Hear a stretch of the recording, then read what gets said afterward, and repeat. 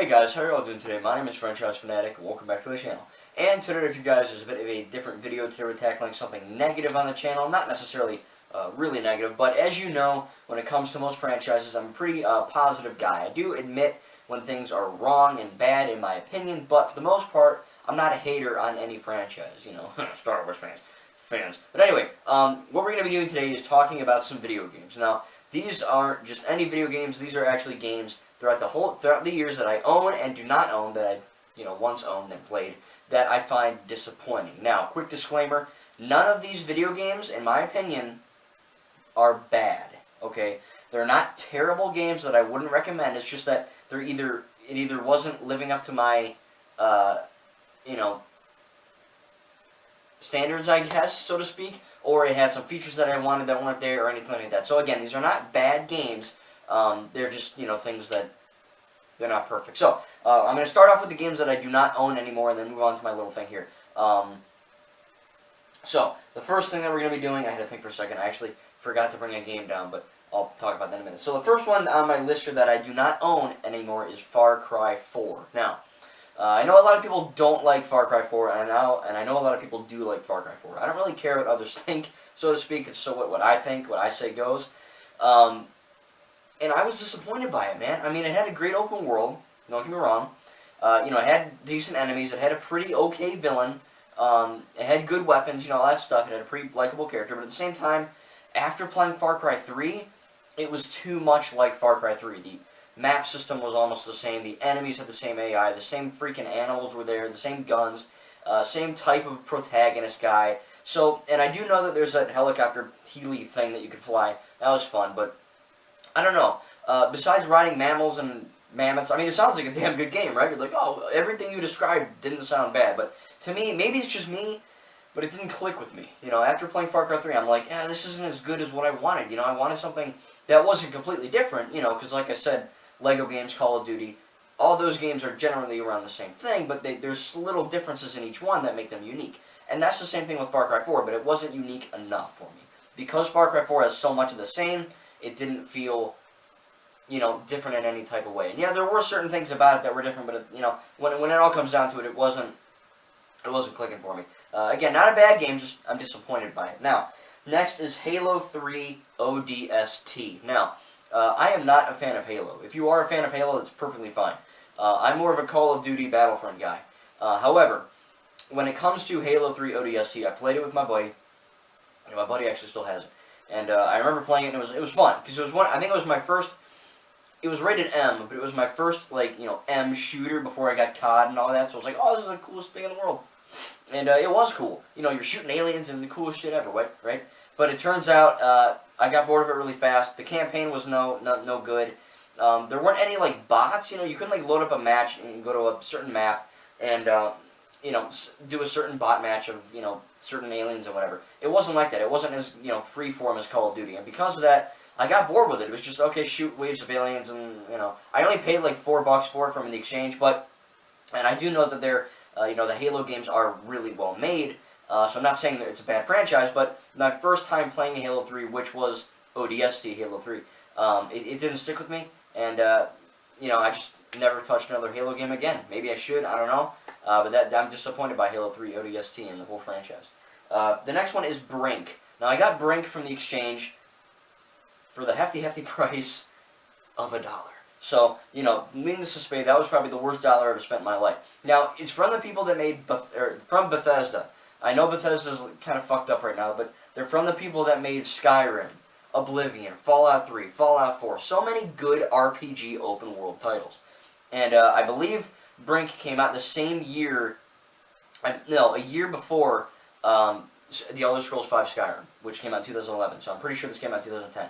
And I remember getting it from the exchange, like, oh, $1, why not? It'll be fun. It's by Bethesda. And I was playing it, and I was like, this is a Call of Duty ripoff. It's a Counter-Strike ripoff. It's this, it's that. It plays really poorly. The parkour is garbage. The campaign is garbage. The multiplayer offline is garbage. Nothing about the game was working for me. And I think, yeah, if I remember correctly, yeah, that's right. I tried to trade it into the exchange, and they wouldn't take it. They were like, no, we're not taking that shit. And I was like, alright. So you know what I did? I almost threw it in the dumpster because I'm like, I'm not gonna do anything. I don't want it, and the person I bought it from, the place I bought it from, will not take it. So I gave it to my friend, and I think he hates it too. But you know, that's called recycling. But at the same time, God, I hate Brink. I absolutely hate it. If you love it, I respect your opinion, and I'm glad you can enjoy something that I cannot. However, Brink, that's a no-go for me. Next one that I do not own is Battlefield 4. I remember getting Battlefield 4. This was my big... again, this was before Call of Duty. And without Battlefield 4, I probably wouldn't have bought Call of Duty. Now, I feel sorry for saying this. I really do. But my first Call of Duty was COD Ghosts. And I'm sorry about that.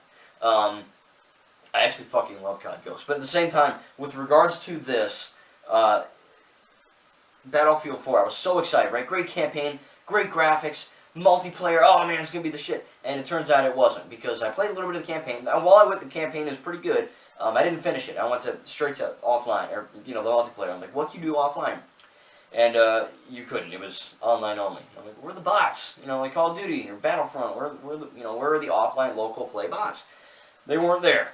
So my Battlefield love went down the drain that day, and they never had bots. I know they do in the beginning, but now with the good games, they don't, and that's why I went and caught COD Ghosts, and Call of Duty is my favorite shooter right now, because it has something for everyone, offline and online. So there you go. Those are the games that I were very disappointed by, and that I, you know, just don't have anymore. Now the next one, now we're going to go to the games that I do own. However, as of recording this, I forgot to grab one of the games upstairs, and it turns out the first one I'm going to talk about is the Lego Movie video game. Now, I do have this game, I just forgot to bring it down. However, I love the Lego Movie, right? The Lego Batman movie, Lego Ninjago movie, Lego Movie 2, they're all so freaking good. However, when it comes to the Lego Movie video game, there were so many hopes for that game, right? It's like, oh, you know, the Lego games are getting huge open worlds now. Lego Batman 2 had Gotham. Lego Lord of the Rings had Middle-earth. Lego City was Lego City. Lego Marvel had New York. Lego The Hobbit was another updated version of Middle-earth. Lego Batman 3 had Lantern Planets, and it was cool, you know? And then the Lego Movie video game came out, and I was like, oh, okay, it's not good. The campaign, great. I love the stories. Graphics, okay. They're not the best. The cutscenes, for the most part, are extremely poorly rendered and done, and they just took clips from the film and redubbed a few of them. So that technically isn't being lazy, but in my eyes, it's kind of being lazy. And then, of course, you have the open world hubs, the big replayability factor. And let me tell you that it wasn't that good. Now, if you do like the game, that's completely fine. I do not. Well, okay, I love the game, but I'm disappointed with the open world hubs. Because you have Bricksburg, you have the Old West, you have Cloud Cuckoo Land, you have Octan Tower, you have Finn's Bedroom, and all of these areas should have been so friggin' huge, you know, but I'm running around Bricksburg with my friend, and we're playing open world free play, you know, for funsies, and, what? Why did I just say funsies? I hate that word. Anyway, we're doing it for fun, and we're running around, and there's an invisible wall. Alright, then we go up this lift hill, invisible wall. We go that way, invisible wall. We go this way, invisible wall. There's invisible walls everywhere. And I'm like, it's so damn small. It's like, it's a city. Bricksburg is so huge in the Lego Movie. Why is it so tiny in this game? The Old West. Frankly, now I do realize that the Lego open worlds, whenever you do have an open world on a movie, you're really only limited to what you see in the film as an explorable area, right? That only makes sense.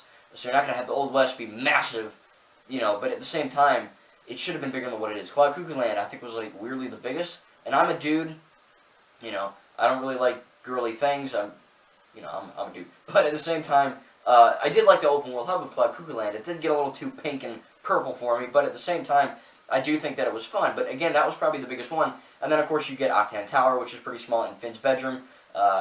Finn's Bedroom isn't really a hub. It's like the biggest hub in the game, of course, because you're a tiny minifig in a huge real-world room. And that's what I loved about it. Finn's Bedroom was, like, you know, scaled to real life, which is really cool. However, with this being said, sorry if you hear that, my thing just turned on. But with all that being said, this game, like I said, it had everything going for it, but the cutscenes were weird, and of course the open worlds were too friggin' small to the point of just being not fun, you know what I mean? Lego Batman 3 Beyond Gotham was really small hubs too with the Lantern Planets, but I still find myself playing that game and enjoying it because of all the characters, vehicles, you know, different locales and all that, but this game is just so small, I didn't find any interest in the hub worlds. Now, the next one we're doing is Cars 3 Driven to Win. Now, this game is actually really fun.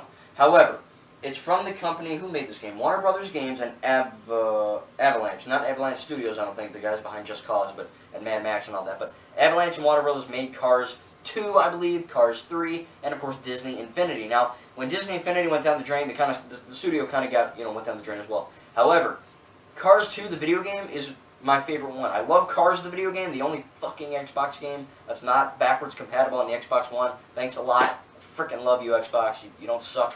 And then, of course, Cars 2 is amazing. You have the tracks, you have the, the battle modes, you can shoot rockets. There's no open world, sadly. But Cars 3 really should have, or Cars 3 Driven to Win, really should have been the ultimatum and, the best Cars game ever, right? I mean, it takes more than speed to become the ultimate racer. It takes superior driving skills, daring tracks, and playing with friends. There are 20 tracks and a stunt park. The stunt park is more or less an open world. You also have 20 plus racing cars. That sounds weird when I say that, racing cars, but it's true. There are a lot of characters. There's a lot of content in this game. However, I'm disappointed by it because it has the same controls as Cars 2, and in fact, some of the controls, while being the same, are actually freaking worse than Cars 2. How did they muck that up? I have no idea why.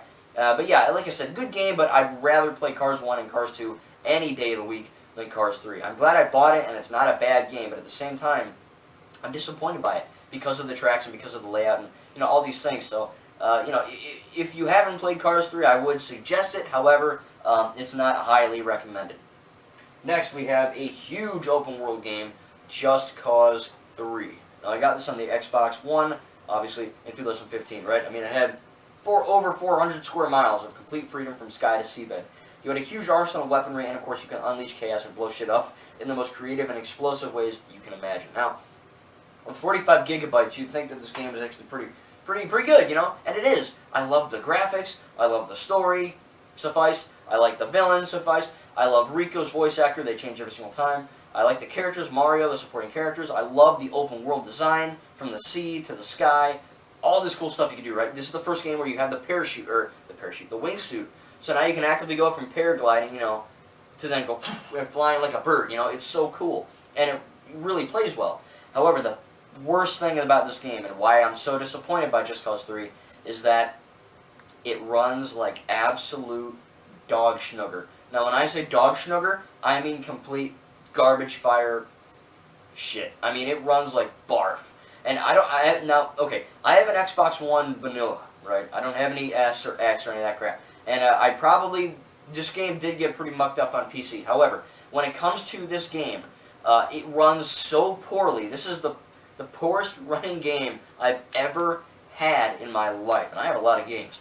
And it just runs terrible. I mean, even when Rico's running in Medici, it slows down. You turn the friggin' camera, it slows down. You parachute, you wingsuit, you shoot shit, whatever, it slows down. And it is so slowy, oh my god. It is so sluggy that when you go to do this, it just doesn't make the game fun. I want to go and run around and blow stuff up and do missions and reoppress areas and fight bad guys and go in cars and do stunts. I mean, it's the perfect sandbox. But it just runs so poorly. I can't play this game for more than 20 minutes. Every few months I'll give it a go and be like, alright, let's play some Just Cause 3 to hell with it. And 10, 15, 20 minutes in, I'm like, this is complete barf. It runs so slow, and they tried to patch it and fix it, and I don't know how, but they made it worse. And the last update, which was probably like 3 friggin' years ago, because this was 2015, we're almost in 2020, it runs so bad. And a lot of people are saying that Just Cause 3 is the best one. I don't know how you're saying that. Unless you have like the best PC in the friggin' world, or you got lucky. But yeah, this game runs like complete dog schnook, and like I said, it is by far my least favorite. Of course, Just Cause 1 is my real least favorite, but you don't really count that because it's so old and no one really plays and likes that one. Just Cause 2, 3, and 4 is where the stuff is, and to me, Just Cause 3 just isn't there because it runs so poorly. They optimized it to complete and utter trash. And I like the game, but the content within it, it's just so slow. It's like you're trying to do anything, trying to frickin' breathe, and it's just 2 frames per second, There's always lag, there's always freezing. Every time you try to pause the friggin' game, it has to like sink into your online thing. It's terrible, man. It really is. The game's great, but it lags and it runs like garbage. Now, another game I'm disappointed by is a pretty new game actually, and that is Rage 2. Now, I never played Rage 1. I don't have any intent to. However, Rage 2, this should have been the perfect match in heaven. We have Bethesda. Now, I know we talked about Brink before, but that was in the dark time. Bethesda has some pretty good stuff right now. excuse for Fallout 76 and all that stuff. But we also have Avalanche Studios, which are the people behind the Just Cause games. And I know I just got done talking about Just Cause 3 and how shitty it runs, but to be honest, Avalanche is still a great studio. And, I mean, you have insane action, wide open world, and big fucking guns. Now, the big thing here is that this is an open world game, right? They really wanted to stress that. Oh, Rage 2, it's got a huge open world. You can go anywhere, shoot anything, do quests, talk to people. It's like an RPG. It's, you know, you have superhuman powers and everything. You slam the ground and force push people. I mean, it's got everything. And I had a blast with it. I loved the campaign. It was short, kind of like a COD campaign, right? It was good, pretty good. I enjoyed it. The gunplay is smooth as heck, man. It's like butter. And not butter like GTA 4's driving mechanics. I mean butter as in like good butter.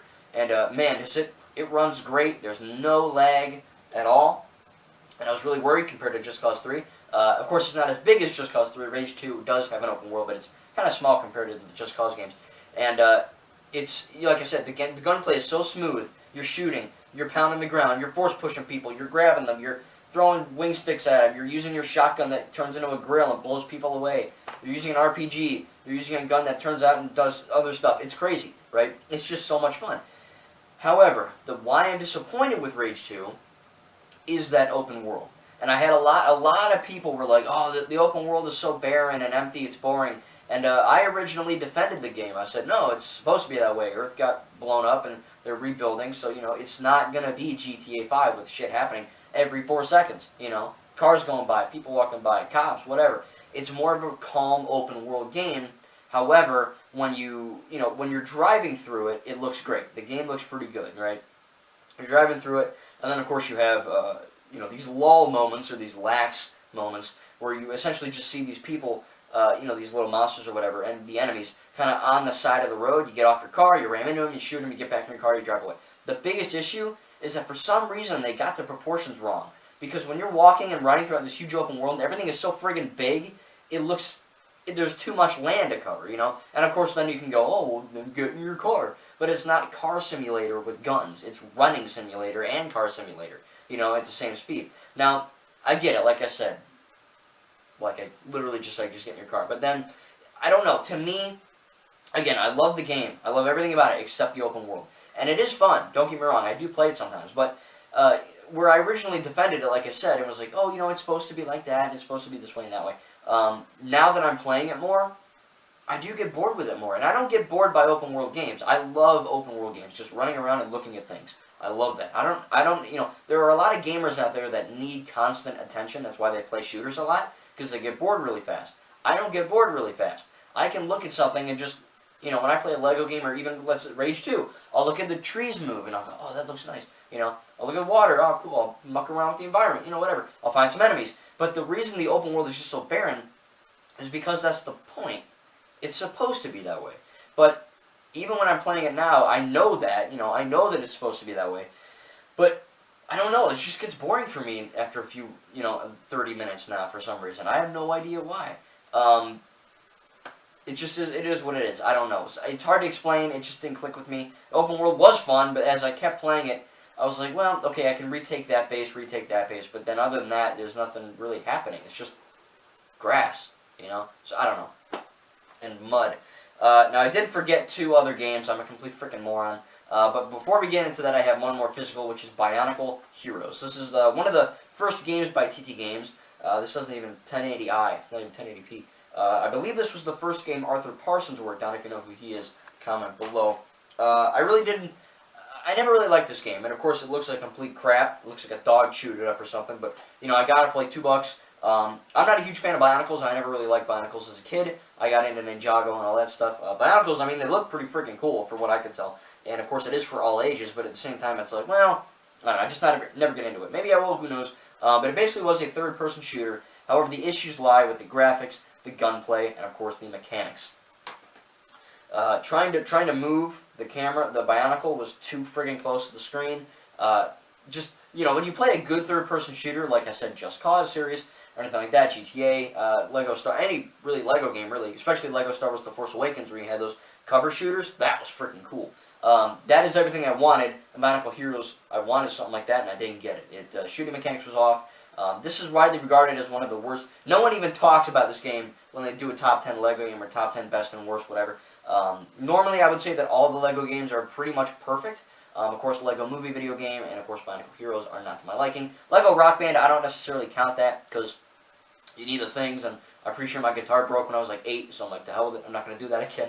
It was fun, though. Now, of course, the last two, like I said, a complete moron, I completely forgot to bring them down, are the Arkham video games. Now, I love Batman Arkham. I love Batman Arkham Asylum, City, Origins, and Night. That's right, you heard me. I freaking love Origins, and I will stand by that. However, Arkham Asylum and Arkham City suffer from something extremely disappointing. I love the story, I love the graphics, I love the voice acting, I love the action, I love the combat, I love everything about the games. However, Arkham Asylum and Arkham City have the worst open worlds, one of the worst open worlds I've ever played in my entire life. I cannot play Arkham Asylum for more than 10 minutes without getting bored. Why? Because it's a freaking island, and it's so small, and the enemies do not respawn. So you're running around like an idiot, looking like Batman, trying to do something, nothing to do, when you 100% the game. Why the hell would you create an open world with nothing to do? You know what I mean? It makes no... And like I said, I don't get bored. I could run around an open world forever and not get bored. But because it's so small, and you're Batman, you know, you can't do anything, it really does get annoying, and I can't play that one more than 10 minutes. Arkham City is, of course, bigger than Arkham Asylum, but it's just like a few city blocks. It's like, you know, my street, and then, like, you know, your street, and that's it. You know, that's basically what it is. That one I can play for about 20 minutes. Enemies do respawn in that one. I'm always, you know, zipping around as Batman, grappling stuff, beating up people, you know, doing all that kind of thing. And it's fun. But it gets boring after a while because all you do in Arkham City when you're done is beat people up. That's not that fun after 20 minutes. Arkham Origins, I loved Arkham Origins. I thought it was pretty cool. Of course, grappling from that long effing bridge, you'll know what I'm talking about. If you play Dank Dan, you probably know. That bridge is too effing long for me. It's like, it took you 20 minutes to get to the rest of the thing.